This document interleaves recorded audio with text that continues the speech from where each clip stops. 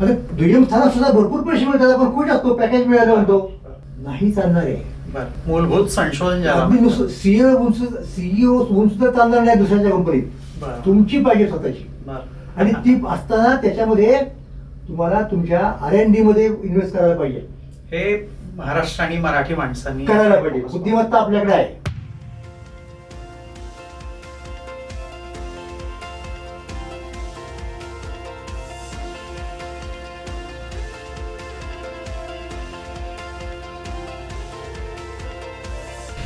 नमस्कार, उद्योजक कट्ट्यावर तुमच्या सगळ्यांचं स्वागत. मी अजय कवठीकर. आज महाराष्ट्र दिन. महाराष्ट्र दिनाच्या सगळ्यांना मनपूर्वक शुभेच्छा. आपल्या महाराष्ट्र राज्याच्या स्थापनेला आज 66 वर्ष पूर्ण झाली. या 66 वर्षात महाराष्ट्रानं प्रचंड उत्तुंग अशी झेप घेतली. आज आपण चर्चा करणार आहोत आज महाराष्ट्रातले उद्योग कारणावर. महाराष्ट्राने म्हणजे राजकारण आहे, समाजकारण आहे, अर्थकारण आहे, उद्योग आहे, संगीत आहे, या प्रत्येक क्षेत्रात महाराष्ट्रानं देशाला नवी दिशा दिली आहे. आणि त्यातल्याच उद्योग कारणावर आज आपण चर्चा करणार आहोत. या उद्योग कारणाला पुढे नेणाऱ्या मराठी माणसाच्या योगदानाची आज आपण चर्चा करणार आहोत. या क्षेत्रात आपल्याला किती संपन्न वारसा आहे तो आज आपण बघणार आहोत, त्याविषयी बोलणार आहोत. आणि हा सगळा वारसा आपल्याला उलगडून दाखवणार आहेत ज्येष्ठ विचारवंत, महाराष्ट्राच्या लोकव्यवहाराचे अभ्यासक, लेखक, संशोधक doctor Sadanand More sir. Sir, उद्योजक कट्ट्यावर तुमचं खूप मनापूर्वक स्वागत. नमस्कार. आम्ही खूप उद्योजक कट्ट्यावर एंटरप्रेन्योरशिप हा आमचा कोर आहे आणि त्या अनुषंगाने सगळे चर्चा करतो. आज तुम्ही इथे येणं हा आमच्यासाठी आम्ही ब्लेसिंग समजतो. आज हा सगळा महाराष्ट्र दिनाच्या पार्श्वभूमीवर हा सगळा वारसा तुम्ही आज महाराष्ट्राला सांगावा अशी आमची इच्छा होती आणि तुम्ही आलात त्याबद्दल पुन्हा एकदा तुमचे खूप खूप धन्यवाद सर. धन्यवाद तुम्हाला आणि सगळ्या आपल्या प्रेक्षकांना महाराष्ट्र दिनाची शुभेच्छा. आपलं कसं? येस, तुम्ही महाराष्ट्राला राजकीय, सामाजिक चळवळी असा सगळा इतिहास जगासमोर मांडला. त्यातल्या मराठी माणसाचं योगदान तुम्ही जगासमोर मांडलं. सगळ्यांना ते योगदान किती महत्वाचं आहे हे पटवून दिलं पुराव्यानं सहित. आज आपल्याला महाराष्ट्राच्या उद्योग विश्वात महाराष्ट्राने देशाला कशी दिशा दिली, किती संपन्न वारसा आहे हे आपल्याला सांगायचं आहे. किती महत्वाचं आहे उद्योग कारण या सगळ्या दृष्टीने. आपलं निरीक्षण एकदम बरोबर आहे. त्यामुळं आपण थोडा एक ऐतिहासिक आढावा घेऊया आणि मग वर्तमान काळाकडे येऊ. अगदीच. तर मी सुरुवात करेन 1919 पासून. तर तुम्ही म्हणाल की 1919चं काय महत्व आहे? तर निश्चित महत्व आहे. ते असं आहे की 1919 साली बंगालमधले प्रसिद्ध इतिहास संशोधक सर जदुनाथ सरकार यांनी लिहिलेलं शिवचरित्र प्रकाशित झालं. मूळ इंग्रजी मधला ग्रंथ, त्याचं मराठीमध्ये भाषांतर बडोद्याचे वाकसकर म्हणून त्यांनी केलं. त्या तपशिलात जायचं कारण नाही. चरित्रात त्यांनी आणखीन काय काय म्हटलं वगैरे किंवा महाराजांबद्दल काय म्हटलंय. त्यांनी एक विधान प्रस्तावनेत फार महत्वाचं केलं आहे. ते असं म्हणत आहेत की आज मितीला म्हणजे ते 1918-19 वगैरे त्या काळात महाराष्ट्र हा भारतात क्रमांक 1चा देश आहे. आता त्यावेळेला त्यांनी तसं म्हणण्याचं सगळ्यात महत्वाचं कारण असं की तेव्हा भारताच्या स्वातंत्र्य लढ्याचं नेतृत्व महाराष्ट्राकडे होतं. लोकमान्य टिळक त्यावेळेला शिखरावरती होते सगळ्या लोकप्रियतेच्या वगैरे वगैरे आणि सरकार त्यांना घाबरत होतं. तर आज मितीला म्हणजे महाराष्ट्र हा सगळ्यात पहिल्या क्रमांकावरती आहे. तो त्याच्या आमच्या गुणामुळं. आणि पुढचं त्यांचं विधान फार महत्वाचं आहे की या गुणांमध्ये, गुणसमुच्चयामध्ये महाराष्ट्राच्या लोकांनी 1, 2, 3 अशा आणखीन 2-3 जर गुणांची भर टाकली, जोपासना केली तर 100 वर्षांनी तो जगात क्रमांक 1 वरती जाईल. आणि मग ते कोणते गुणधर्म? तर त्याच्यात हाच नेमका मुद्दा येतो की महाराष्ट्रातली माणसं बुद्धिमत्तेत, पराक्रमात खूप पुढे असतात, पण उद्योग व्यवसायात, व्यापारात ते मागे आहेत. ही 1919ची गोष्ट आहे. तर ती जर उणीव त्यांनी भरून काढली तर त्यांना पुढे जायला काहीच हरकत नाही. आता त्याच्यानंतर 100 वर्ष झाली ना आज. आणि तुम्ही मगाशी म्हणालात आणि एकमेच्या दिवशी असं म्हणावंच लागतं म्हणजे आपण आहोत वगैरे वगैरे. पण तरी एक मी म्हणेन की आजची जी काही परिस्थिती असेल ती भारताच्या तुलनेमध्येच आपण विचार करून सांगतो. पण यदुनाथांची जी आणखीन पुढची अपेक्षा होती की जगात क्रमांक 1 वरती यावं, ती काय आपण पूर्ण केली असं मला वाटत नाही या क्षेत्रामध्ये. मग त्याची कारणं काय असतील वगैरे वगैरे याचा जर विचार करायचा झाला तर आपल्याला थोडं मग इतिहासात मागे जावं लागेल. मागे गेलो तर आपल्याला काय दिसतं की ब्रिटिश काळामध्ये बघून आपण, ब्रिटिश काळ म्हणजे कधी 1818 साली आपलं राज्य गेलं, महाराष्ट्राचं स्वराज्य म्हणत आपण आपलेच मालक होतो, पेशवाई बुडाले वगैरे, आणि ब्रिटिशांचं राज्य आलं. आता म्हणजे पहा बरं का, 1919 म्हणजे सरकार लिहित आहेत तेव्हा, म्हणजे जवळजवळ 18च येते, पुस्तक लिहून छापून वगैरे तेवढे वर्ष लागतात त्याला. बरोबर 100 वर्षांनी ती गोष्ट आहे. त्याच्यानंतर तर तिथे तुम्हाला असं दिसेल की ब्रिटिश 1818 मध्ये इथे आले, ते त्यांची भांडवलशाही व्यवस्था घेऊन आले. आणि भांडवलशाही व्यवस्था जी होती ना, तिचं अंगभूत वैशिष्ट्य काय आहे की तिला सतत एक्सपान्शन लागतं, तिला विस्तार करावा लागतो आपला. कारण नवीन उत्पादन केलं आणि त्यावेळेला औद्योगिक क्रांती झाली होती, होत होती, आणि त्याच्यामुळं कमी किंमत ठेवून खूप मोठ्या प्रमाणावरती उत्पादन करणं त्यांना शक्य होतं. पण उत्पादन करून ते खपवायचं कुठं, बाजारपेठेचा प्रश्न येतो ना. म्हणून पहिली गरज भांडवलशाहीची जर कुठची असेल तर बाजारपेठेचं एक्सपान्शन, आणि त्यासाठी साम्राज्य, त्यासाठी लढाया करणं, ते जिंकणं, ते देश आपल्याकडे घेणं वगैरे वगैरे. ते जगभर पसरले. ईस्ट इंडिया कंपनी माहिती आहे तुम्हाला वगैरे. तर ते 1818 मध्ये ते महाराष्ट्रात आले, म्हणजे भारतभर जवळ त्यांनी राज्य आपलं सुरू केलं. आणि दुसरा मुद्दा काय, फक्त बाजारपेठेचा तर आहेच, पण मग इथून कच्चा माल स्वस्त घ्यायचा, त्यामुळे परत त्यांना उत्पादन खर्चात आणखीन किंमत त्यांची आणखी कमी येणार ना म्हणजे. आणि मग त्यांनी भारतातले उद्योगधंदे बसवले, कारण त्यांच्या उत्पादनाला तोंड देणं आपल्या इथल्या उद्योगांना शक्य झालं नाही. बेसिकली आपला उद्योग म्हणजे कॉटन, ते तपशिलात जात नाही मी आता. तर तिथे त्यांनी तो बरोबर उद्योग केला आणि आपण मग मागे पडत गेलो. पण तरी सुद्धा म्हणजे मुद्दा तो येतो, काय मुद्दा येतो, तो भांडवलशाहीचा मुद्दा येतो ना. आणि भांडवलशाही ही औद्योगिक क्रांतीतून उद्भवलेली आहे आणि एकमेकांना पूरक आहेत. त्यावेळेला भारतात काय परिस्थिती होती, भारतात तर भांडवलशाही नव्हती. मग भारतात कोणत्या प्रकारची अर्थव्यवस्था होती असा आपल्याला प्रश्न विचारावा लागेल. तर साधारणपणे 2 गोष्टी तेव्हा सुद्धा, तिकडे सुद्धा इंग्लंडमध्ये वगैरे, अगोदर भांडवलशाही जी आली ती व्यापारवादाच्या म्हणजे मर्केंटलिझमच्या याच्यातून पुढे गेली, त्यांना मागे टाकून. आणि इव्हन मर्केंटाईल व्यवस्था जी आहे ना, व्यापारवादी व्यवस्था, ती अगोदरचे फिजिओक्रेटिक म्हणजे शेतीच्या याला मागे टाकून आली. तर आपल्याकडं शेती आणि व्यापार यांचं एक कॉम्बिनेशन, आणि ते कॉम्बिनेशन हे भांडवलशाहीला टक्कर देणं शक्यच नव्हतं ना. म्हणजे आपलं राज्य काय गेलं याची तुम्ही कारणं जेव्हा देता ना, तेव्हा तुम्ही या गोष्टी सांगता की शस्त्रास्त्र, अमुक तमुक, सैन्यबळ, त्यांचा मुत्सद्दीपणा, त्यांची व्यूहरचना वगैरे, हे सगळं आपण मान्य करू. पण त्याच्या मुळाशी काय हे जर आपण पाहिलं तर तुम्हाला असं दिसेल, औद्योगिक क्रांती आणि भांडवलशाही, त्याचं हे पॉलिटिकल एक्सटेन्शन आहे आपल्याकडे जे काही झालं ते. मग आता ते ज्या वेळेला आपल्याकडे इथे आले, मग पूर्वीच्या काळाबद्दल मी फार बोलत नाही, आता तरी बोलत नाही, तसा एखादा काही प्रश्न आला आपण बघू. ते आले, त्यांनी त्यांची व्यवस्था आणली, आणि त्यांची व्यवस्था आणली म्हणजे काय केलं नेमकं हे बघायला. म्हणजे मी मगाशी म्हणालो त्याप्रमाणे कलकत्ता, मुंबई या ठिकाणी त्यांची मुख्य सेंटर्स होती.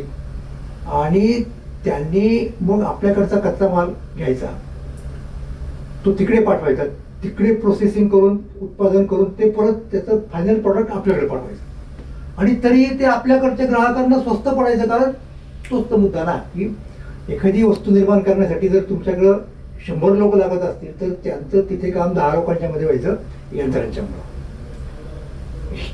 ही वस्तुस्थिती आहे.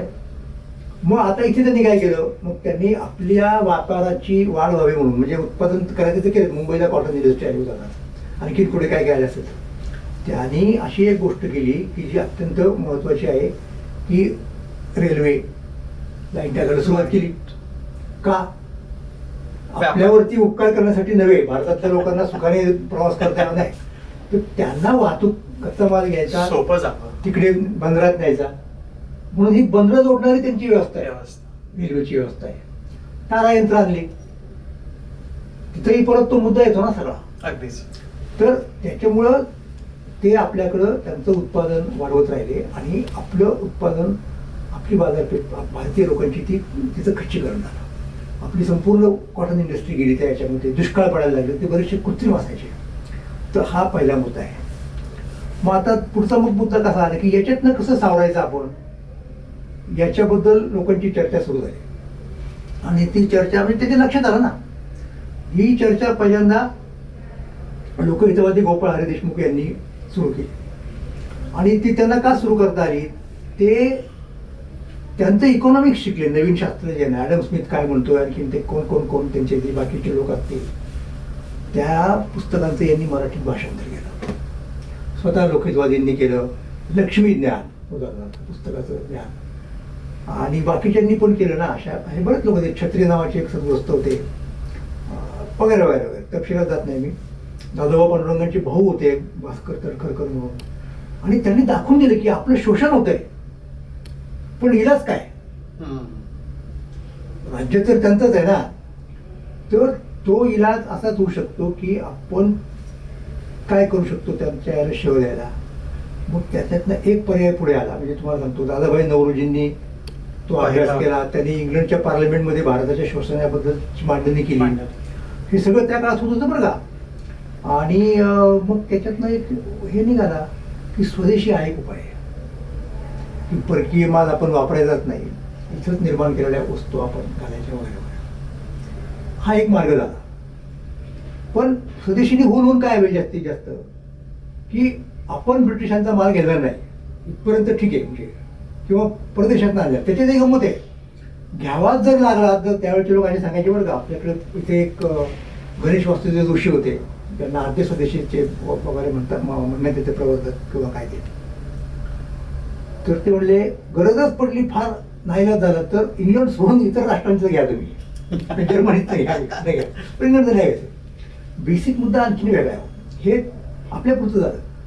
असा विचार केला का लोकांनी तेव्हा, किंवा करणं शक्य कुठेतरी होतं का की समजा तशाच प्रकारची इंडस्ट्री आपण उभारू, म्हणजे त्यांना शह देऊ, आपल्या पुरतं नाही फक्त एक जागतिक पातळीवरती, हे आपल्याला शक्य नव्हतं ना. त्यासाठी भांडवल लागतं, मुख्य यंत्रणा लागते.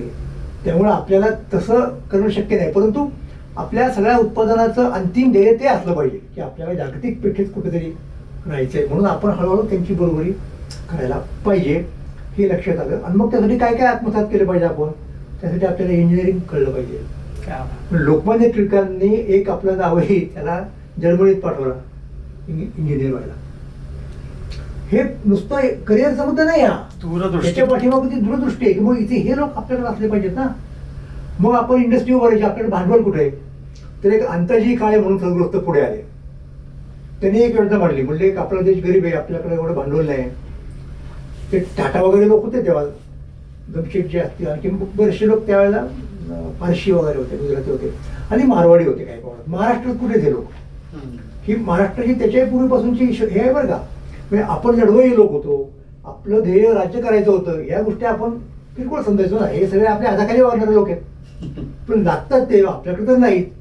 म्हणजे आपल्या जाती वर्ण व्यवस्थेमध्ये हे या गोष्टी करणारे लोक कोण होते, व्यापार करणारे लोक होते वैश्यवर्ण. तर महाराष्ट्रात वैश्यवर्ण हा फार थोडा आहे. तर त्याची कारणं वेगळी आहेत, आपण कधीतरी त्याच्याबद्दल सुद्धा बोलू शकू. पण ॲज इट इज, म्हणजे मी आता तुम्हाला जे सांगतोय ते मी टिळकांची तुम्हाला गोष्ट सांगितली की मग त्यांनी काय केलं, ते अंताजी काळे त्यांना भेटले. अंताजी काळे म्हणले की माझ्याकडे योजना अशी आहे, त्यातनं पुढे पैसा फंड निघाला. तळेगावला जो कारखाना की एक एक पैसा घ्यायचा लोकांच्याकडनं आणि कारखाना काढायचा. फंडिंग आता आपण हो हो हो. टिळकांना त्याने विनंती केली, टिळक म्हणले मी तुझा प्रचार करतो केसरीमध्ये. आता टिळक त्याच्या मग एवढी कामाला टिळक विसरून गेले त्याच्याबद्दल, त्याला राग आला. आणि कुठल्या तरी एका सभेत टिळक असताना तो मला बोलायचे 2 शब्द. त्यांनी सुरुवात केली बोलणं आणि सांगितलं की यांनी फसवलं मला, म्हणले मला मदत करतो, म्हणले मी नाही. तर सगळे लोक प्रचंड, व्यासपीठावरचे लोक फारच चिडले की टिळकांसारख्या माणसाला जाहीर बोलतोय. म्हणून एकाने टिळकांना सांगितलं येऊन कानात की याला तुम्ही असा फैल्यावरतीच घ्या तुमच्या भाषणात. आता त्याचं परत डेअरिंग होता कामाने. टिळक म्हणजे नाही, त्याचं बरोबर आहे, मी त्याला जर नाव उमेद केलं असं बोलून त्याच्याबद्दल काही, तर त्याची सगळीच निघून जाईल ना उमेद, उत्साह. म्हणून टिळकांनी त्या चुकीच्या बोलण्याकडे दुर्लक्ष करून स्टेजवरती आवाहन केलं लोकांना की हा फार चांगला मनुष्य आहे, उत्साही आहे, होतकरू आहे, त्याला मदत करा. क्या बात. आणि टिळकांच्या याच्यातनं मग ते पैसा फंड उभा राहिला. तर ही जी दृष्टी आहे ती टिळकांना होती. म्हणजे फक्त स्वराज्य स्वातंत्र्य मिळवणं एक वेळ सोपं आहे ना, ते टिकवणार कसं आणि समृद्ध कसं करणार ना, हा त्याच्यातला मुद्दा आहे. तर म्हणून टिळकांची ती चौफेर दृष्टी होती. तर हा एक मुद्दा झाला. मग पुढे काय झालं मधल्या काळात, टिळक इंग्लंडला गेले त्यांच्या काही कामासाठी, खाजगी म्हणजे खटला वगैरे चालवायचा होता. इंग्लंडचं सगळं त्यांनी वातावरण पाहिलं, तिथली इंडस्ट्री पाहिली, तिथल्या काही चांगल्या गोष्टी आपल्याकडे कशा आणता येतील, म्हणजे उदाहरणार्थ छापखान्याच्या संदर्भातल्या गोष्टी ते करायच्या, कारखानदारी पाहिली त्यांनी तिथे. आणि तिथे कामगार आणि भांडवलशाह कॅपिटलिस्ट आणि लेबर यांच्यात वाद आहे. त्यावेळेला कम्युनिस्ट पार्टी सुद्धा इंग्लंडमध्ये स्थापन झाली होती. एक लेबर पार्टी होती. लेबर पार्टी म्हणजे कम्युनिझमचं बाकीचं मान्य आहे, फक्त हुकुमशाही वगैरे मान्य नाही असं म्हणणारे लोक होते. तर त्या लेबर पार्टीच्या लोकांशी टिळकांचं सख्य झालं. टिळकांनी लेबर पार्टीच्या लोकांना फंड्स दिले, स्वतः देणगी दिली. त्यांनी टिळकांना तिथे मदत केली, त्यांच्या सभा वगैरे. तर ते लोक काय म्हणायला लागले की तुम्ही अशा प्रकारची पार्टी भारतात स्थापन करा कामगारांच्या याच्यामध्ये. टिळक त्यांचं काम करून परत आहे आणि त्यांनी तिकडे पत्र लिहायला सुरुवात केली. तर ते पत्र लिहिण्याच्यामध्ये एका गृहस्थाचं नाव जर तो मी ऐकलं तर आश्चर्य वाटेल. तो त्या टाटांचा जावई भासा होता. टाटांनी त्याला इंग्लंडमध्ये पाठवलं की तो इंग्लंडमधल्या आपलं हाऊस जे आहे इंग्लंडमधलं टाटांचं इंडस्ट्रीयल जे काय असेल त्याची देखरेख करेल. पण तो बिघडला, तो केमनेचा आणि कामगाराचा होळीत गेला, पार्टीचं काम करायला लागला. तो निवडून आला पार्लमेंटमध्ये, ब्रिटिश पार्लमेंटमध्ये कम्युनिस्ट पक्षाच्या वतीनं.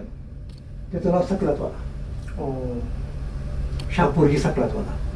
तर सकलातवाला टिळकांचे मित्र झाले. टिळकांना पत्र द्यायला लागले की तुम्ही ही पार्टी का. तर टिळक म्हटले माझ्या देशात मी लेबर आणि कॅपिटल यांच्यात झगडा लावणार नाही. हे झगडे कुठे लागतील, लागायला पाहिजेत जिथे इंडस्ट्री पुढे गेली आहे ना. आमची सुरुवात आहे तशी, आतापासून भांडण करून कसं चालेल आमचं. पण याचा अर्थ आम्ही कामगारांच्या बाबत उदासीन आहोत असं नाही. कामगारांचे फोटो सुटले पाहिजेत. म्हणून त्यांनी तरुणांना उत्तेजन दिलं की तुम्ही कामगारांची संघटना चालवा, कामगारांची सेवा करा जाऊन. त्याच्यातनं कॉम्रेड डांगे पुढे आले. वा. कॉम्रेड डांगे यांचं स्फूर्तीस्थान टिळक होतं. टिळकांनी त्यांना सांगितलं की कामगारांच्या लक्ष द्या. पण या पद्धतीने, इतक्या पद्धतीने नाही. तिकडची गोष्ट वेगळी आहे ना. बरोबर. तिकडचे भांडवलदार सुद्धा तितक्या नफ्यात आहेत, तसे इथले नाही आहेत. तर एकाच वेळेला ह्या दोन्ही फॅक्टरला सांभाळणं हे टिळकांच्या दृष्टिकोनातून महत्वाचं होतं. म्हणून मी तुम्हाला हे सांगितलं. आता दरम्यानच्या काळात काय झालं, टिळक सुद्धा बहिष्कारवादी होत्या. नंतर गांधींची चळवळ सुरू झाली, टिळक वारले. गांधींची चळवळ आणि स्वदेशीची चळवळ आणखी पुढे नेली. आणि कसं आहे की एक तत्वज्ञानाचा भाग आहे बरं का त्याच्यामध्ये. फार इंटरेस्टिंग गोष्टी आहेत. मी तुम्हाला कारखानदारीच्या तांत्रिक गोष्टी कदाचित नाही सांगू शकणार, पण ह्या ज्या गोष्टी आहेत ना त्या फार महत्त्वाच्या आहेत. आता ब्रिटिशांच्या मालाला जर शह द्यायचा असेल, भारतातून बाहेर जाणारं ड्रेन पैशांचं थांबवायचं असेल तर स्वदेशीत पाहिजे. याला तर काय हे नाही. अजूनही त्याचा अजूनही लोक म्हणतात ना त्याला प्रोटेक्शनिझम हे एक नाव आहे अर्थशास्त्रामध्ये. आपण आपल्या इथे झालेल्या मालाला प्रोटेक्शन द्यायचं वगैरे वगैरे, तोच वापरायचा असं. तर गांधींची चळवळ फार जोरात झाली. म्हणजे टिळकांच्या काळात इतकी नव्हतीच. एकदम संपूर्ण भारतभर मग परदेशी मालाच्या ओळ्या करणं, अमुक तमुक गोष्टी सुरू झाल्या. आता नाही म्हटलं तरी लोकांना त्याचं आकर्षण असायचं ना. त्यांनी त्यांच्या पद्धतीने नवीन नवीन डिझाईन करणं हे सगळं सुरू झालं. स्वस्त मिळणं. मग तुम्ही महागात माल घ्यायचा, खरं तर स्वदेशी महागात पडायची त्यावेळेला सगळं. आणि शिवाय तितकी फॅशनेबल नाही, तितकं जाडं भरडं असं असायचं ना. मग अशा वेळेला काय केलं पाहिजे तर लोकांना नुसते तात्विक बैठक दिली पाहिजे. ती गांधीजींनी द्यायला सुरुवात केली. ती म्हणजे कोणती की हे उत्पादन कसं होतं, यंत्रांच्यामुळे होतं की नाही. मुळात यंत्रणाच विरोध करायचा असा मुद्दा आहे. यंत्रणा नसली तर भांडवलशाही कोण पडून पडली. बरोबर. मग यंत्रांच्या ऐवजी माणसाच्या श्रमाला महत्व देणं, पण म्हणजे लेबर चळवळीतलं म्हणून त्या पॉईंट ऑफ व्ह्यूनी नाही. बरोबर. श्रम करणं ही माणसाची प्रतिष्ठा आहे. याचा फक्त उत्पादनाशी संबंध नाही. हा एक तात्विक मुद्दा आहे. त्याला तात्विक अधिष्ठान दिलं का? तात्विक अधिष्ठान दिलं. त्यामुळे आपोआप लोकांचं ते परकीय मालाचं आकर्षण वगैरे कमी होत गेलं. स्वदेशी शाळा काढल्या. इंग्रजीबद्दल लोकांचा जो एक हे असायचा की फाडफाड बोललं म्हणजे त्याला प्रतिष्ठा मिळेल, ते गांधीजींच्यामुळे कमी झालं. हा त्याचा फायदा. ॲट दी सेम टाईम बघा इकडं गांधीजींचं चालू असताना म्हणजे एक इन अ वे ते इंडस्ट्रियलायझेशनच्या याला विरोधामध्येच होतं ना बरं. अल्टिमेटली जर विचार केला आपण तर. आणि आता त्यावेळेला असाच विचार करणं भाग होतं, कारण पहिली निकट स्वराज्याची होती. स्वराज्याचे दरम्यानच्या काळात कम्युनिस्ट पक्ष सुरू झाला इकडे. एम एन रॉय यांनी इकडे काय म्हणतात त्यांना आपले डांगे वगैरे लोक पुढे आले. मग रणदिवे अमुक पुष्कळ तो मोठा विषय आहे, मोठा मोठा विषय आहे. तर त्यांचा भांडवलशाहीला विरोध कम्युनिझमच्या लोकांचा. पण म्हणजे त्याचा अर्थ काय की उत्पादन क्षमतेवरती त्या कामगार चळवळीचा विपरीत परिणाम होणार. म्हणजे मग तुमचा GDP कसा वाढणार उदाहरणार्थ आहे ना. तर बरं मग कामगारांचं काय म्हणणं असणार आहे. म्हणजे आपण आत्ता कोणाचीच बाजू घेत नाही. कामगार योग्य की मालक योग्य, शोषण चांगलं किंवा ह्या गोष्टी आपण गळीवर बाजूला ठेवू. आपण एक देश म्हणून एक विचार करू. ह्या ज्या दोन्ही चळवळी होत्या कोणत्या, गांधीजींची चळवळ आणि कम्युनिस्टांची चळवळ, ह्या दोन्ही चळवळी गांधीजी, आता लोक म्हणतात की गांधीजी तर मग गरिबीचाच पुरस्कार करायचे ना, ते साधं राहिलं पाहिजे वगैरे वगैरे. लोकांचं म्हणणं असं आहे, काही लोकांचं, की गांधीजी चळवळ आणि कम्युनिझमची चळवळ हे देशाच्या औद्योगिकरणाला मारक होत्या. आणि हे कोण म्हणतं, तुम्हाला ओशो हे नाव माहिती होतं असणारच, म्हणजे आचार्य रजनीश म्हणून जे होते आपल्याकडे, आणि पुण्यातच सगळं त्यांचं कोरेगाव पार्कला वगैरे वगैरे. मग तिकडे गेले ते जाऊ तो विषय करा अमेरिकेत वगैरे. तर त्यांचं एक पुस्तकच आहे, अस्वीकृती में उठा मेरा हात, गांधीवाद और कम्युनिझम, म्हणजे चिंता असं काहीतरी. तर त्यांनी सांगितलं की भारत मागे पडण्याचं कारण काय आहे की ह्या दोन विचारसरणी तिथे आल्या. हे पहा, म्हणजे कुठल्या पॉईंट ऑफ व्ह्यू आपण बघतो. आता गंमत कशी माहिती का, हे तुम्ही आज म्हणता ना, दोन्ही दरम्यानच्यावरती हात ठेवणं शक्य नाही. तुम्हाला कशाला तरी प्रायोरिटी द्यावी लागते ना. मग तुम्हाला स्वराज्याला प्रायोरिटी द्यायची, स्वातंत्र्याला, की देशाच्या औद्योगिकरणाला द्यायची, की जे औद्योगिकरण ब्रिटिशांच्या फायद्याचं जास्त होतं. तर त्यातनं जो काही नफा होणार त्यातला बहुतेक आपल्याला त्याचा काय उपयोग. त्यामुळे तुम्ही या पद्धतीने बघू शकत नाही आधी स्वराज्य. हा हे समजून घेतलं पाहिजे आपण. पण ठीक आहे, आपण समजून घेतो मुद्दा. त्यांना तसं वाटलं, त्यांनी तसं लिहिलं. आणि भारतात अजूनही म्हणले तो प्रभाव आहे गांधीवादाचा. अजूनही ते म्हणजे स्वराज्य मिळालं तरी सुद्धा काँग्रेसवाले हेच सांगतायत, साधी राणी अमुक तो, आणि यांनी कसं काय आपला देश पुढे जायचा असं ते म्हणत होते. आणि मग जिथे याला काय म्हणत त्याला स्कोप आहे तो कुठे आहे, अशा प्रकारच्या उपभोगयुक्त जीवनाला आणि त्यासाठी ते सगळ्या गरजा पुरवणाऱ्या प्रोडक्शन्सला, ते अमेरिकेत स्वातंत्र्य तुम्हाला सगळे, तिथं तुमचा मुद्दा, तुम्ही तुमचं जीवन जगा. म्हणून त्यांना अमेरिका हे स्वर्ग वाटायचा. म्हणून त्यांनी आपला आश्रम तिकडे अमेरिकेत नेला आणि तिथे त्यांना विपरीत अनुभव आला. आणि मग ते भयंकर अस्वस्थ झाले. त्यांना अमेरिकेतल्या सरकारने तुरुंगात टाकलं, शिक्षा दिली. त्यांचं असं म्हणणं आहे त्यांच्या अनुयायांचं की जिथे त्यांच्यावरती विषप्रयोग झाला, नंतर ते गेले वगैरे वगैरे. मुद्दा तो नाही आहे. मुद्दा असा आहे की त्यावेळेला त्यांना असं वाटायला लागलं की रशियात चांगलं आहे. तर काय सांगायचं तुम्हाला, एक आकर्षण त्यावेळेस रशियाचं पण होतं. वेगळ्या यांना होतं ना, यांना कधीच नव्हतं, म्हणून तर टीका केली की. आणि गोर्बाचोव त्यावेळेला ते काय ग्लॉस्नोस्ट अमुक तमुक त्याचं चाललं होतं, पेरेस्ट्रोइका. हा. आणि त्यांना त्याची चावल लागली. ते म्हणले हा गोर्बाचोव रशियाला गाळ घालणार आहे. आणि नंतर त्याला अमेरिकेच्या वतीनं युनोच्या मार्फत शांततेचा नोबेल पुरस्कार मिळेल. आणि ते खरं झालं. जेव्हा संपला आणि गोर्बाचोव, हे मुद्दा असा की रजनीशांचा तो जो दृष्टिकोन होता ना, तो एका विशिष्ट पॉईंट ऑफ व्ह्यू, तो काळ हे फार महत्वाचं आहे की तुम्ही कुठल्या काळात हे मांडतायत. तेव्हा जे काही म्हणत होते टिळक, ते योग्य पद्धतीने म्हणत होते की आम्हाला झगडा चालणार नाही. कम्युनिस्ट जे आले त्यांनी एकच पॉईंट ऑफ व्ह्यू पाहायला सुरुवात केली कामगारांच्या. मग हा झगडा होत राहिला, मुद्दा तो नाही. तर त्यामुळं आपलं ज्या प्रमाणामध्ये औद्योगिकरण एकूणच भारताचं व्हायला पाहिजे ते होऊ नाही शकलं. महाराष्ट्राचा मुद्दा आणखी वेगळा.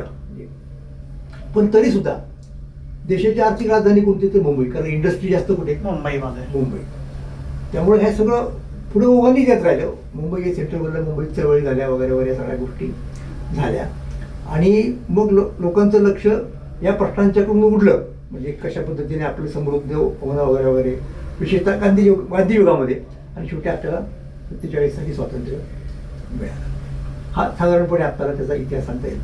आता ते स्वातंत्र्य मिळाल्यानंतर पुढचा प्रश्न आला की आता स्वतंत्र भारताची उभारणी जर करायची झाली तर त्याला कुठेतरी इंडस्ट्रियलायझेशन केलं पाहिजे. आणि दुसरी गोष्ट अशी की एक अन्नधान्याचा प्रश्न होता. म्हणजे ब्रिटिश राज्यामध्ये 150-200 वर्ष आपला देश अक्षरशः म्हणजे जो देश जगाच्या पाठीवरती पहिल्या दुसऱ्या क्रमांकावरती असायचा. म्हणजे एक काळ असा होता की GDP साठी स्पर्धा भारत आणि चीनची असायची. म्हणजे तेव्हा शब्द पण नव्हता GDP. बरोबर. अशा प्रकारची स्पर्धेची भाषाही नव्हती. पण आज जेव्हा लोक आर्थिक इतिहास रिकन्स्ट्रक्ट करतात तेव्हा त्यांचे लक्ष येते की त्या काळात चीनमध्ये एवढं होतं, भारत एवढं होतं आणि युरोपातली राष्ट्र मागे पडली होती. अगदी इसवी सनाच्या सुरुवातीला तुम्हाला आश्चर्य वाटेल की रोमन साम्राज्यामधून भारतातली वस्त्र जायची, महाराष्ट्रातली पैठणमधली.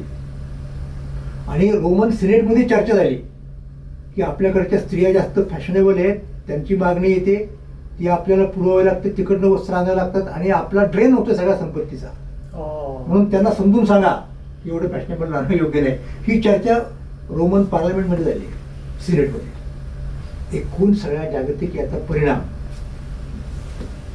म्हणून त्या काळामध्ये 90च्या मागची पुढची गोष्ट आहे, जागतिकीकरण नावाची खुले अर्थव्यवस्था सगळ्या जगात झाली पाहिजे असा एक नवीन मनू सुरू झाला असं म्हणतात. आणि तो सुरू व्हायचं कारण काय की भांडवलशाहीला आव्हान देणारी व्यवस्था, तिचा प्रमुख म्होरक्या रशिया, त्याचा कोलॅप्स झाला.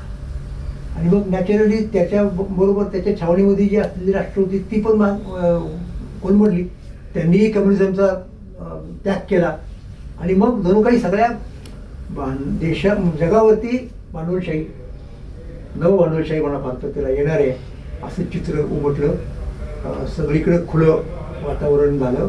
एक्सपोर्ट इम्पोर्ट हे सगळं जणू काही जग ही अख्खी एक बाजारपेठ किंवा होईल. मग अशा वेळेला नवीन अर्थव्यवस्थेत प्रवेश करायचा आणि त्यावेळची आपली परिस्थिती, तर सुदैवानं त्या काळात मनमोहन सिंग सारखा एक चांगला पंतप्रधान, चांगला अर्थमंत्री, त्यांना प्रोत्साहन देणारा पंतप्रधान नरसिंहाच्या रूपात मिळाला आणि आपण त्यातनं सावरलो, हे महत्वाचं आहे. आता त्या सावरण्यामध्ये ज्या काही गोष्टी घडल्या त्यातली एक महत्वाची गोष्ट तुम्हाला सांगेल. त्याची सुरुवात राजीव गांधींनी केली की आता आपल्याला कुठेतरी जगाच्या पातळीवरती विचार केला पाहिजे, फक्त आपल्या देशाचा चालणार नाही. त्यांची ती टीम होती त्या काळात. लोक कधी कधी त्यांची टिंगले करतात, डोनची पोरं वगैरे ते करू द्यात, पण ते खरोखर महत्वाचं होतं. सॅम पेत्रोदा. हो हो हो हो हो. आणि महत्वाचा मुद्दा इथंच आहे, ही जी भारताची पुढे कम्युनिकेशनमध्ये एक क्रांती झाली, एक इलेक्ट्रॉनिक्समध्ये झाली, त्याचं कारण काय माहिती? त्याचं कारण एक महाराष्ट्रातला मनुष्य, त्याचं नाव देवधर. ते आर्थिक सल्लागार होते राजीव गांधीचे, प्रभाकर देवधर का? हां हां हां.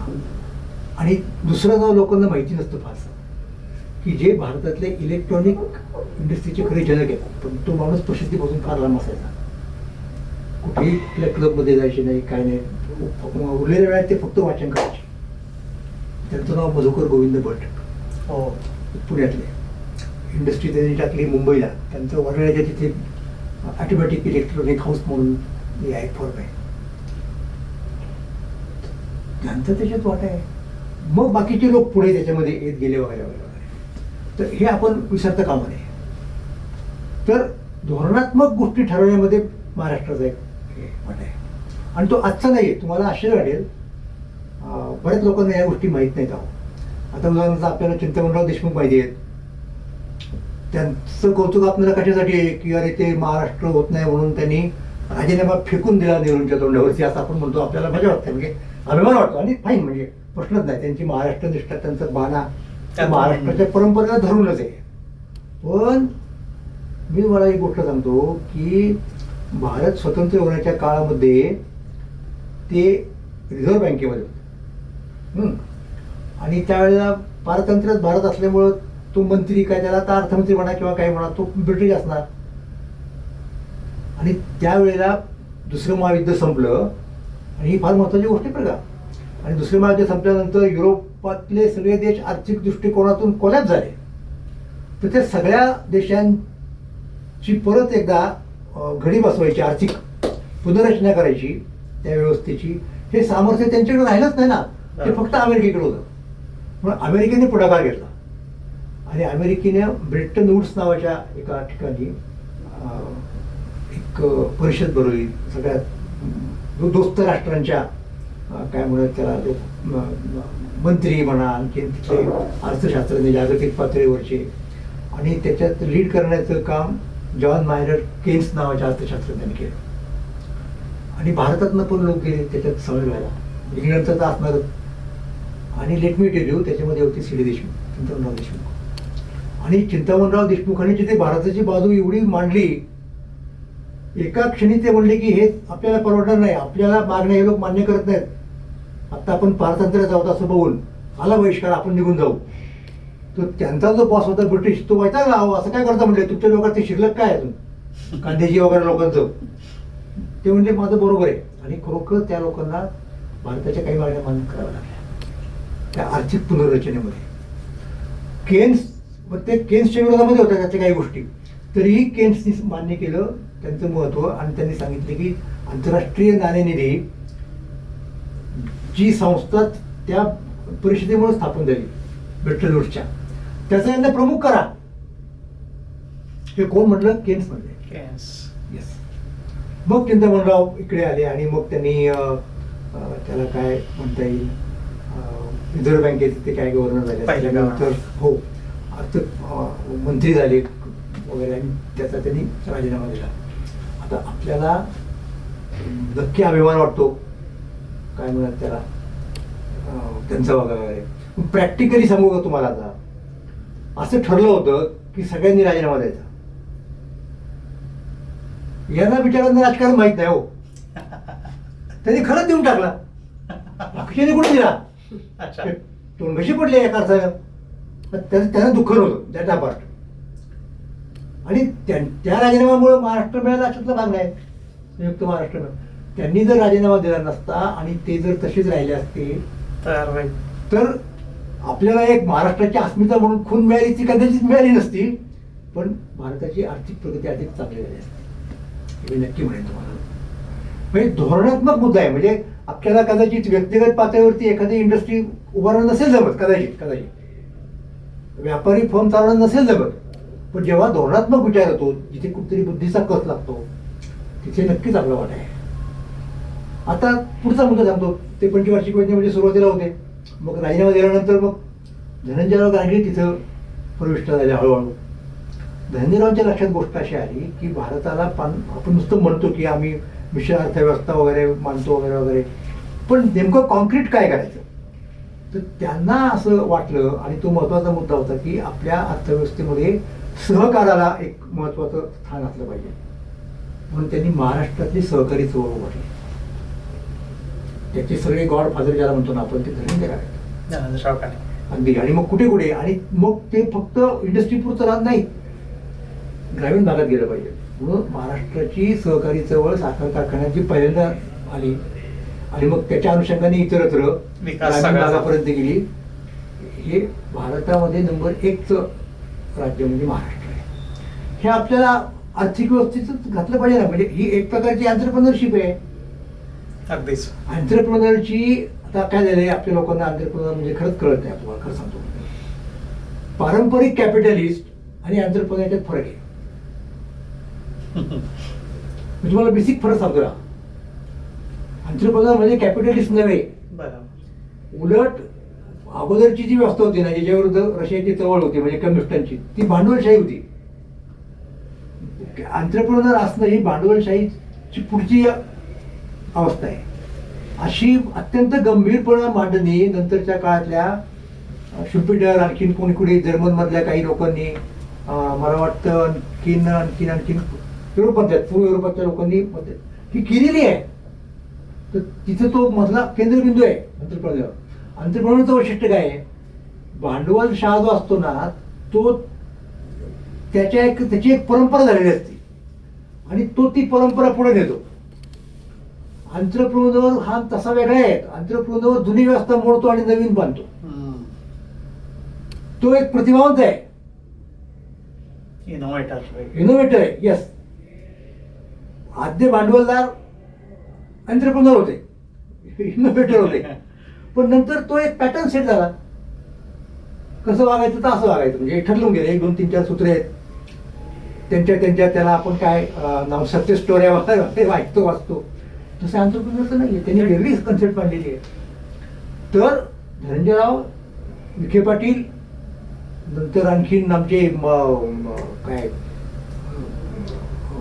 इकडचा अकलूज तर आहेत, पण माझ्या डोळ्यापुढे आणखीन वारणानगरचे ही जी मंडळी आहेत ना, ही एंटरप्रेन्योर आहेत. तर भारतामध्ये शेती नावाची गोष्ट आहे, तिला धरून इंडस्ट्री झाली पाहिजे, हे धोरण मुळात सहकारी चळवळीचं होतं. आणि ते जे पहिल्या दुसऱ्या पिढीचे लोक होते ना, ते त्या अर्थाने एंटरप्रेन्योर होते. त्यांनी ॲग्रो इंडस्ट्री नावाची गोष्ट सुरू केली.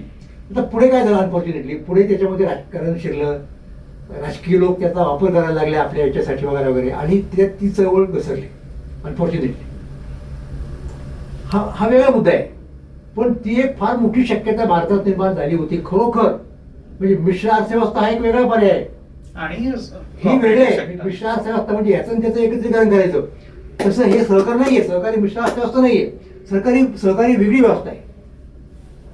पण ती पुढे महाराष्ट्राला नेता नाही आली आणि ती राजकारणी लोकांच्या आपापसातल्या स्पर्धेमुळं म्हणा, तात्पुरत्या पायापुरतं पाहणं, दूरदृष्टीचा अभाव, या गोष्टीमुळे आपण मागे पडलो आणि ती एक फार मोठी संधी आपण गमावली, हे मला सांगायचं सर. आणि आणखीन एक नाव घेतलं पाहिजे मला, धनंजयरावांच्याबरोबर वैकुंठबाई मेहता. वैकुंठबाई मोठं या इन्स्टिट्यूट दोघांचं फार मोठं ते साधा मुद्दा तुम्हाला सांगतो ना, तुम्हाला शेतीचं उदाहरण दिलं की नाही. शेती म्हटल्यानंतर पाणी लागतं. पाणी कसं मिळणार? पाणी म्हणजे काहीतरी अडवावं लागतं ना, प्रवाह अडवावा लागतो नदीमध्ये, धरण काहीतरी बांधावं लागतं. मग ते परवडेल असं धरण कोणतं? अंगार वगैरे मोठमोठे झाले कोयना बिना, तर मग छोटे छोटे बंधारे बांधायचे. तर यांच्याकडे खातं होतं ते पहिल्या मंत्रिमंडळामध्ये वैकुंठबाईकडं. तर पुष्कळ लोक खोटे प्रोजेक्ट करायचे ना सागर, ते करता येतात इथं शक्य, म्हणजे फिजिबल आहे इथं करणं वगैरे वगैरे. वैकुंठबाई तिथे यायचे आयडियली पाहायला, तर तिथं नदीपाशी विचारायचे इथं काय हे किती आहे, खोली किती आहे, म्हणजे पाणी पुरलं पाहिजे ना, त्याचं काय असेल ते माप, TNBN काय त्याला म्हणतात, काय असेल ते. तर ते लोक सांगायचे स्थानिक मंडळी किंवा त्या येणे. वैकुंठबाई मेहता हा माणूस असा होता की धोत्राचा काचा मारायचा आणि उतरायचा पाण्यात,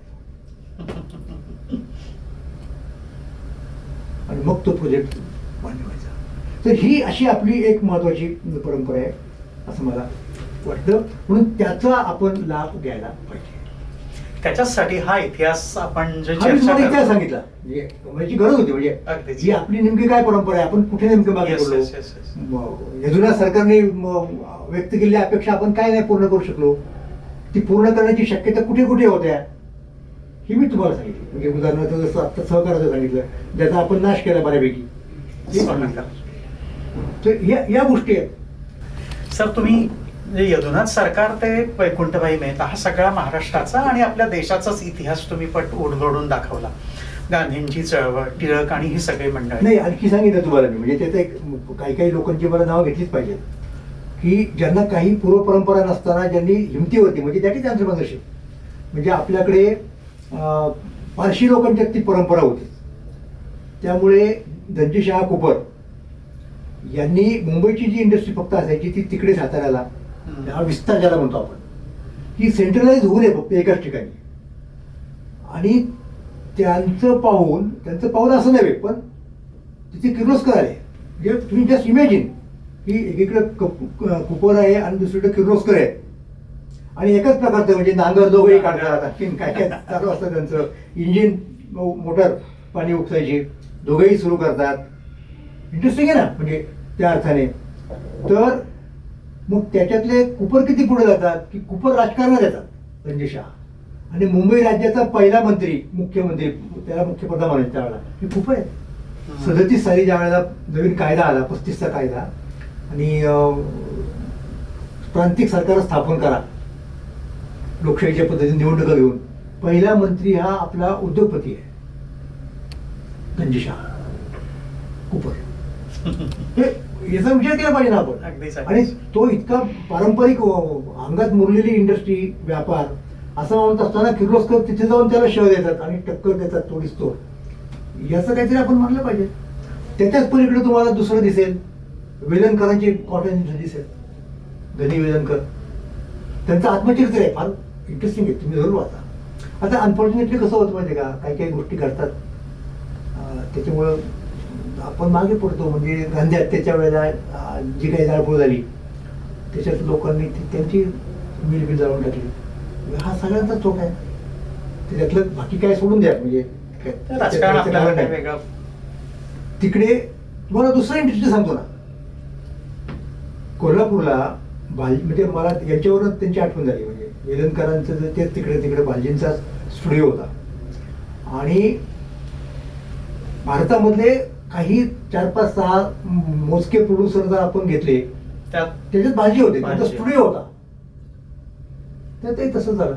त्याच्यामध्ये आणि त्यानंतरच्या प्रकरणात त्यांची तो स्टुडिओ झाला, महाराष्ट्राचं नुकसान झालं. तर ह्याही काही गोष्टी आहेत तिथे आपण पाहिलं पाहिजे की अशा प्रकारचे उद्रेकांना आपण कुठपर्यंत न्यायचं, त्यांनी नुकसान शेवटी कोणाचं होतं, किती होतं, हा तो मुद्दा मला सांगावाच वाटतो. म्हणजे महाराष्ट्रातली माणसं कधी कधी अशा गोष्टी करतात की ज्या इन दी लॉंग रन त्यांनाच त्रासदायक होतं. आज मी त्याला महाराष्ट्रात म्हणजे एक प्रभातच होतं स्टुडिओ आणि इंडस्ट्री शांताराम, आणि नंतर शांताराम बाहेर पडल्यानंतर दुसऱ्या लोकांनी चालवली, काही दिवस चांगली झाली. शांतारामचं राजकमल आणि तिकडे बालजीचा. त्याच्यानंतर आपलं काय सिनेमामध्ये, म्हणजे तुम्ही जेव्हा इंडस्ट्रीची विचार करता तेव्हा ही सुद्धा महत्वाची आहे ना. प्रश्नच नाही. बॉलिवूडमध्ये म्हणजे ते मुंबईत आहे एवढंच का, मराठी इंडस्ट्री म्हणून मराठीचं काय, महाराष्ट्राचं काय, आणि ही 2 तर आपण हाताने घालवली. हा तिथला मुद्दा आहे. हा सगळा सर तुम्ही पट म्हणजे यदुनाथ सरकारांपासून ते आत्ताच्या वैकुंठभाई मेहता आणि धनंजयराव गाडगे यांपर्यंत हा सगळा पट तुम्ही सांगितला. या सगळ्यांनी वेल्थ क्रिएशनला याला खूप महत्व दिलं. पण अजूनही म्हणजे सरकारांनी जे म्हटलं त्या काळात 100पेक्षा जास्त वर्ष झाली, तोच मुद्दा आजही खूप रेलेव्हंट आहे. आपण त्या बाबतीत म्हणजे वेल्थ क्रिएशन या बाबतीत मराठी माणूस त्याकडे असं इतक्या वेगळ्या नजरेने का पाहतो? म्हणजे वेल्थ क्रिएशन, पैसा याकडे आपण अजूनही असं फार अभिमानाने असं का पाहत नाही? काय मानसिकतेत तुम्हाला वाटतं? त्याचं एक कारण कसं माहिती का, की आपण महाराष्ट्रातले लोक येत नाही, हे राज्यकर्ते लोक लक्षात घ्या.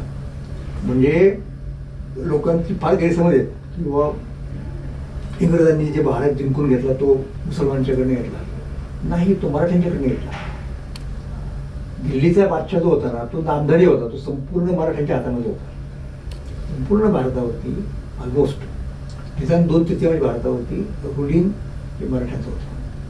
म्हणजे राज्यकर्ते जमत होती. म्हणजे आता आपल्या पारंपरिक व्यवस्थेमध्ये राज्यकर्ते लोकांनी लढाई आणि राज्यकारभार करायचा ना, त्यांनी बाकीच्या गोष्टी नाही करायच्या, ते कशाला व्यापार करतील? त्यामुळं व्यापार करणारे लोक वेगळेच राहिले.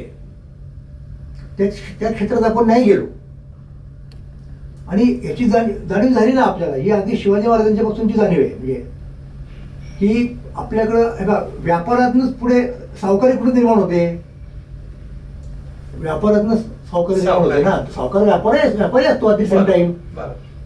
बहुतेक सावकार बँकच एक्झॅक्टली. तर शिवाजी महाराजांच्या राजनीतीवरचं पुस्तक राष्ट्रपती त्यांच्या नावे आज्ञापत्री म्हणून म्हटलं जातं त्याला. त्याच्यात सावकाराचं वर्णन आहे की सावकार ही अत्यंत आवश्यक गोष्ट आहे. सावकार ही राज्याची शोभा आहे. बरोबर असं महाराजांनी म्हणजे लागतच ना. तुम्हाला मोहीम काढायची, मोहिमेला पैसे लागतात, कुठनं घ्यायचे पैसे? मग मोहिमेला जेव्हा निघायची इथून नंतरच्या काळात सुद्धा पेशवे वगैरे त्यांच्याकडे सुद्धा हीच मुद्दा गोष्ट आहे. आपल्याकडे नाहीत लोक व्यापारी सावकार. मग गुजरात मधून आणून इथे रविवार पेठेत बसवले ना पेशव्यांनी. हा तो मुद्दा आहे. आणि मग त्यांच्याकडनं ते हुंड्या घ्यायच्या लढायला जाताना सुद्धा. मग इथून आपला मुक्काम कुठे हल्ला, बऱ्हाणपूरला गेलो समजा आपण, मग तिथं बरामपूरला ती इथली हुंडी वाटवायची, अच्छा. तिथले याच्याकडून घ्यायचे. भारतीय पातळीवरती ते होतं सगळे नेटवर्किंग. मग आपण आपण त्याचे मालक होतो ना एका अर्थाने. म्हणजे भारतीय, मी तोच मुद्दा सांगतो की आपण राज्यकर्ते जमात म्हणून स्वतःकडे पाहत राहिलो, इकडे आपलं दुर्लक्ष झालं. सर पण आता याला खूप म्हणजे वर्ष झाली ना. एक तर आपण राज्यकर्ते किंवा मग आपण शेतकरी, मध्ये आपण आणि शेतकरीच पुढे सैन्यात जायचे. तेव्हा हा मधला जो एक महत्वाचा वर्ग आहे ना, तो आपण नाही काय करू शकलो. आणि एक्झॅक्टली त्याचा फटका कुठे होता आपल्याला, जेव्हा आपलं राज्य गेलं ना, मग आपल्याकडे काय राहिलं? पोकळीने खूप प्रचंड. म्हणजे त्या लोकांच्याकडनं येणारी काही खंडणी म्हणा, किंवा शब्द कुठलाही वापरा तुम्ही, खंडणी शब्द चांगला नाही, तो करभार असतो, तो द्यावा लागतो आपल्या मांडलिकांच्याकडनं. चौथाई, सरदेशमुखी, जे जे काय असेल ते भारतभरातनं आपल्याकडे यायचे ना, ते सगळं बंद झालं. सऱ्या बंद झाल्या. आणि मग इंग्रज लोक जे आले, तर फरक बघा, इंग्रज लोक हे मुळातले व्यापारी आहेत, आणि व्यापारातून इंडस्ट्रीकडे गेले आणि राज्याकडे गेले. म्हणजे बघा, ते व्यापारी म्हणून आले आणि Exactly. राज्यकर्ते त्यांची बनले. सगळ्या राज्यकारभाराकडे पाहण्याची दृष्टी ही व्यापारी दृष्टी होती, म्हणजे नफ्याची दृष्टी होती. मग ते आपल्या नफ्यातला वाटा कसा काय भारतातल्या, महाराष्ट्रातल्या लोकांना मिळू देणार? ते फ्रेंच लोक त्यांची टिंगल करायचे, नेपोलियन वगैरे, की काय म्हणायचे त्याला, पेटी मर्चंट म्हणायचे, तागडी तुक्यांचं राज्य इंग्लंड. म्हणजे त्यांनाही ते आवडायचं नाही. त्याच्या जोरावरती म्हणजे इंग्लंडनी जो राज्य विस्तार केला जगभरचा, त्याच्या पाठीमागं त्यांची एक कॅल्क्युलेटेड दृष्टी असते, लक्षात घ्या. म्हणजे कॅल्क्युलेटेड रिस्क ही फक्त उद्योगात घेतात असं नाही, हे सगळ्यात त्यांनी तिथे घेतली. म्हणजे त्यांनी त्यांच्या राज्यकारभाराला, राज्य विस्ताराला व्यापाराचं मॉडेल लावलं. सर पण आता याला एवढी वर्ष झाली, हो. मराठी माणसाच्या डीएनए मधनं हे केव्हा जाईल आणि आपण संपत्ती निर्माण केली पाहिजे, हे केव्हा येईल? हो हो, अवघड आहे. म्हणजे काय करायला नाही, पाहिजे, अवघड आहे. कुठे कुठे? अवघड अवघड म्हणजे कशा अर्थाने अवघड तुम्हाला सांगतो. कारण आता सगळ्या बघा ना, मुंबईत सगळ्या नाड्या ह्या इतर लोकांकडे आहेत. आत्ताची कॅपिटलिझम जी आहे ना, तिला एक सोयीसाठी नाव देतो मी, डिजिटल कॅपिटलिझम, सर्वायलन्स कॅपिटलिझम. ही तिकडचे लोक नाव घेतात, नामकरण करतात वेगवेगळ्या प्रकारची, आणि ती सगळी आता आर्टिफिशियल इंटेलिजन्स वरती आधारित आहे. त्यामुळं आत्ता पहिली जर तुम्हाला कशात झेप घ्यावी लागेल, बाकीच्या सगळ्या इंडस्ट्र्या या इंडस्ट्रीवरती अवलंबून राहिल्या. आज मी तिला पायाभूत इंडस्ट्री कोणती होऊ पाहते जागतिक पातळीवरती, तर ती कृत्रिम बुद्धिमत्तेची. बरोबर. मग त्याच्यात तो इलॉन मस्क असेल, त्याच्यामध्ये सॅम अल्टमन असेल, त्याच्यात तो अमोदेया असेल, हे जे सगळे मोठमोठे, त्यांना आपण टेक जायंट वगैरे शब्द वापरतात बघा तिकडचे, त्यांच्या तालावरती. आणि आता हे सगळे युरोप अमेरिकेमध्ये लोक आहेत, ते स्वतंत्र आहेत आपापला व्यवसाय करायला, त्यांच्यावरती चेक नाही, ते काहीही करू शकतात. रोज त्यांच्या एक एक सुरस कार्या येतात, कुणी कोणावरती खटला भरला, कुणी कोणावरती काय केलं वगैरे वगैरे वगैरे, ते चाललेलं आहे सगळं. त्यांच्यावरती लोक मोर्चे काढून राहिले आहेत की बंद करा, फार झालं, हे माणसाच्या मुळावरती येणार आहेत. ते मी माझ्या युट्यूब चॅनलवरती सांगत असतो, माझा तो वेगळा उद्योगच आहे सांगायचा, सगळं इथे सांगण्याचं काही कारण नाही. पण दुसरीकडं त्यांना कोणाची फाईट करायची आहे, त्यांना चीनशी करायची आहे. बरोबर. आणि चीनशी म्हणजे चीनच्या AI तंत्रज्ञानशी वगैरे तर नाही, फक्त अख्खं चीनचं सरकार त्यांच्या मागे आहे. बरोबर. म्हणजे तिथला ही भांडवलशाही वेगळ्याच प्रकारची आहे, राज्यकर्त्यांचं ती पूर्ण- नियंत्रित भांडवलशाही आहे. बरोबर. तो डेंजरस मुद्दा आहे. मग ह्याच्यात एकीकडे नियंत्रित भांडवलशाही चीन मधली असं म्हणता येईल आपल्याला, त्यांनी त्यांच्या पद्धतीने नियंत्रण ठेवलेले, आणि इकडं हे मुकाट भांडवलशाही म्हणे मुक्त कुठली आली, बरोबर. या लोकांनी केलेली, ते ऐकत नाहीत कोणाचं. त्यांच्यामधली स्पर्धा मानवजातीला कुठेही घेऊन जाईल. इथं मध्ये भारताने काहीतरी रोल केला पाहिजे. म्हणजे पहिल्या काळी म्हणायचे लक्ष्मी सरस्वती नांदत नाही, आता दोघंही सोबतच. आणि हे आपल्या सगळ्या संतांनी पण हेच सांगितलंय. तर आता मग इथे शेवटचा मुद्दा इथे आला आपण, म्हणजे आपण इथे कन्क्लूड करू. आत्ताची भांडवलशाही AI अधिष्ठित भांडवलशाही राहणार आहे, आता मुद्दा नक्की झाला. मग आता आपण काय करतो, आणि हे फार क्रुशियल सांगतो तुम्हाला मी, ते फार महत्वाचं आहे. मधला काळ सगळा आपला असा गेला की आपला पुरुषार्थ संगणक तज्ञ व्हायचं, बंगलोरला किंवा हैदराबादला जायचं, तिथे नोकरी व्हायची, किंवा मग तिकडे कुठं गेलं तर जायचं वगैरे. म्हणजे जाऊन काय करायचं आपण, आपल्याला AI मध्ये फंडामेंटल रिसर्च करण्याची आवश्यकता आहे. आपण दुय्यम स्थान आहे आपलं तिथं. आता दुय्यम स्थानात सुद्धा भरपूर पैसे मिळतात, आपण खुश असतो, पॅकेज मिळालं म्हणतो. नाही चालणार आहे. बरं. मूलभूत संशोधन ज्याला अगदी म्हणतात. नुसतं सीईओ होऊन सुद्धा चालणार नाही दुसऱ्याच्या कंपनीत. बरं. तुमची पाहिजे स्वतःची. बरं. आणि ती असताना त्याच्यामध्ये तुम्हाला तुमच्या R&D मध्ये इन्व्हेस्ट करायला पाहिजे, हे महाराष्ट्र आणि मराठी माणसांनी करायला पाहिजे. बुद्धिमत्ता आपल्याकडे आहे. आणि त्यासाठी एक अनुकूल अशी एक परिसंस्था, इकोसिस्टीम इकोसिस्टीम आपल्याला उभारली पाहिजे, जी तिच्यामध्ये सरकार महत्वाचा भाग आहे, जिच्यामध्ये समाज महत्वाचा भाग आहे, जिच्यामध्ये शाळा कॉलेजेस महत्वाचा भाग आहे, जिच्यामध्ये युनिव्हर्सिटी महत्वाचा भाग आहे. तिथे आपण फेल्युअर आहे. आपोआप कशी होईल ना इंडस्ट्री.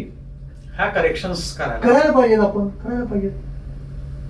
म्हणजे आपण कुठेतरी कुठली तरी स्मार्ट सिटी उभारतो, पण तिथे चांगलं इन्फ्रास्ट्रक्चर दिसत नाही. पावसाळ्यात ती उजळली जाते सगळी. हे आपल्या हिंजवडीचंच उदाहरण. तोच तर मुद्दा आहे ना. तर आपण आज जे आहोत, आपण किती फुशारक्या मारल्या आपल्यासाठी, तरी आपण त्या इंडस्ट्रीमध्ये सेकंड फिडल वाजवणारे आहोत या इंडस्ट्रीमध्ये. म्हणजे मी काय कोणाला डिस्करेज करण्यासाठी तुमच्याकडे आलेलं नाही किंवा नावेच करायला आलेलं नाही. बरं, पण हे वास्तव पण वास्तव आहे सांगितलं ना. जोपर्यंत प्रॉब्लेम आणि आपल्याला कळत म्हणजे नाही आपण काय तोपर्यंत- करायला पाहिजे, मला याचे पॅरामीटर माहित नाही. म्हणजे उत्पादन कोण किती करतं वगैरे, कुठलं मॉडेल कुठं चाललेलं आहे, आपण GPT-7 करू शकू का ते मला नाही माहिती.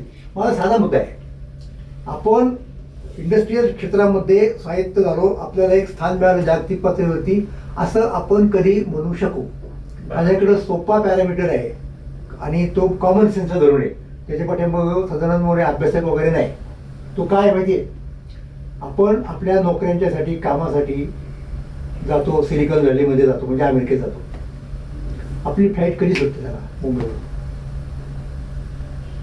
अगदी पहाटे किंवा अशा रात्री. बरोबर का? कारण ती तिकडे दिवसा लँड होते. बरं. त्यांच्याकडे रात्री बंद असतो विमानतळ. ते सोडत पण नाहीत आणि उतरून पण देत नाहीत. आपण गरजू आहोत, लक्षात घ्या मुद्दा. आपण मालक नाही आहोत त्याचे. जेव्हा आपण मालक होऊ आणि कदाचित ते गरजू होतील, आणि जेव्हा आपली फ्लाईट रात्री लँड व्हायला आमच्याकडे हरकत नाही असं न्यूयॉर्क किंवा वॉशिंग्टन किंवा सॅन होजेचे लोक म्हणतील, तेव्हा समजायचं की महाराष्ट्र हा औद्योगिक क्षेत्रामध्ये खऱ्या अर्थाने पुढे गेला. क्या बात. येस सर, खूप महत्वाचा मुद्दा तुम्ही आणि अतिशय प्रॅक्टिकल उदाहरण देऊन तुम्ही ते सांगितलं. म्हणजे इतिहास कशासाठी असतो, तर इतिहासात रमायचं पण नसतं, पण इतिहासाचा वेध घेऊन इतिहासावर लक्ष देऊन नवा इतिहास तयार करायचा असतो. आणि हा यू सेड इट. हेच सरांनी आज आपल्याला सांगितलं आणि आमचाही उद्देश हेच होता की महाराष्ट्र दिनाच्या पार्श्वभूमीवर हा सगळा इतिहास आपल्याला याच्यासाठी माहिती व्हावा की तो नवा इतिहास घडवण्यासाठी त्याची तुम्हाला प्रेरणा मिळेल. या पॉडकास्टमधनं तुम्हाला काय आवडलं, कुठले 3 मुद्दे आवडले, सरांनी सांगितलेलं कुठल्या गोष्टी आवडल्या, ते आम्हाला कमेंट करून सांगा. आणि महाराष्ट्राच्या प्रगतीसाठी, विकासासाठी तुमच्या मनात काय आहे, आणखीन काय केलं पाहिजे, तेही आम्हाला कमेंट करून सांगा. धन्यवाद. असेच पॉडकास्ट बघत राहा, शिकत राहा आणि बदलत राहा.